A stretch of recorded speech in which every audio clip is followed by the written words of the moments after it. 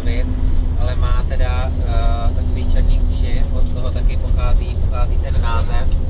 Je to z tureckého karakulak, což znamená černé ucho. A ten karakal se tady dost často dostává do konfliktu s člověkem, protože loví i domácí zvířata někdy. Potom na těch pouštích žije kočka divoká, což je teda předchůdce naší kočky domácí, která byla právě domestikována tady v této oblasti asi před 10 000 lety, v oblasti Středního východu. Potom tady žije šakal obecný. To je takové univerzální zvíře v tom, že žere všechno možný, je to všežravec a díky tomu se mu docela dobře daří a nemá takový problém jako třeba ty gepardi.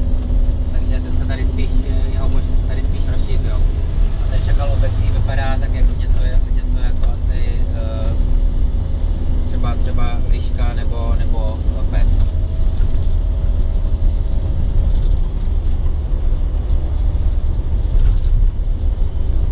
Pak tady v pouštích žije pouštní liška, která je taková drobná.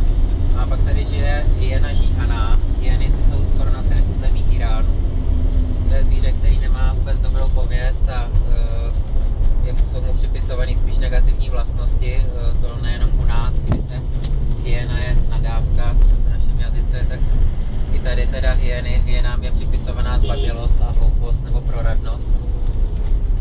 A někdy taky tady v některých kulturách byla považovaná za upírské stvoření, které seje lidskou krev. Ale v reálu teda hyeny jsou úplně normální zvířata, sice se živí často mršinami, ale taky ne vždycky umí si i kořist ulovit. No a jinak hyena patří mezi živočichy s nejsilnějším stiskem čelistí na světě a dokáže třeba rozdrtit i kost velblouda.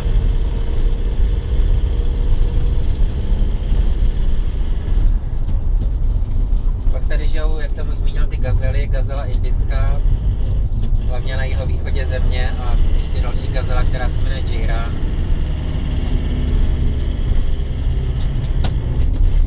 Jsou takový docela bázlivý zvířata, takže nejsou moc vidění, většinou je člověk nezahlédne. A pak tady žijou ti divoký osel neboli onager. Je tady už jenom posledních 600 jedinců. A pak jsou tady ještě drobní savci, tarbíci, frčkové, pískomilové, sislové a další. Paní Rejsková tady nežije. No, paní Rejsková.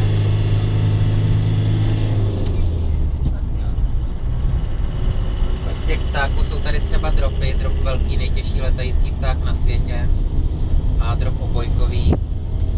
Nebo je tady třeba pták, který se jmenuje stepokur písečný, který rodiče krmí své mláďata zajímavým způsobem. Oni vždycky doletí někam, kde je voda, tam si namočí křídla, nasejou do těch křídel vodu a pak je donesou k těm mláďatům a ty se napijí z peří.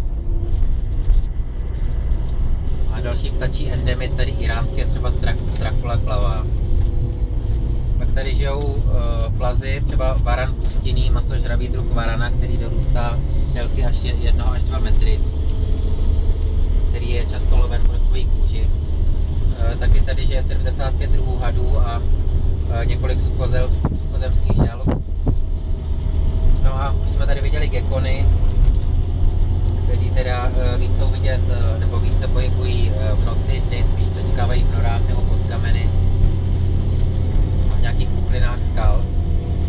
Ty gekoni dokážou lézt po polních stěnách nebo někdy dokonce i po skle, protože mají takové rozšířené plochy prstů, kterými se umí přisát.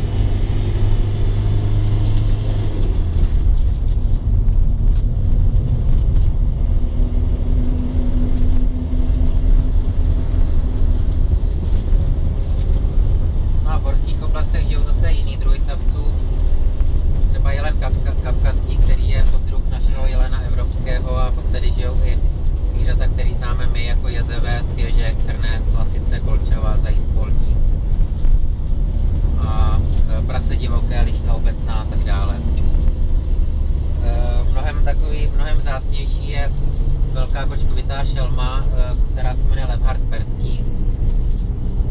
Levhart, je to poddruh Levharta skvrnitého, který je rozšířený po celém světě a loví hlavně v noci, takže ten prakticky vůbec není k vidění. Loví gazely, srnce, jeleny, prasata, ovce, kozy. Kořici většinou ukrývá na stromech. Pak tady je rys evropský, pak třeba zase kočky, kočka bažina. A nebo ještě další kočka, která se jmenuje Manul a která je zajímavá tím, že místo mňoukání vydává takový zvuk, který spíš připomíná štěkání. Pak tady taky žijou medvědi, jak v pohoří Alborz, kde jsme byli na tom Alamutu, tak v pohoří Zagros, který jsme projížděli potom skoro celou dobu.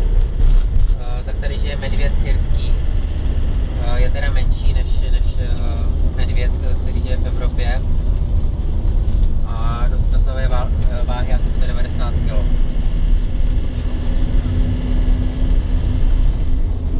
Tady teda ty medvědi zase ubývají kvůli pytláctví. Navíc medvědí žluč je cenná komodita, protože se v tradiční čínské medicíně používá jako lék na reumatismus a na špatný zrak a žlučové kameny.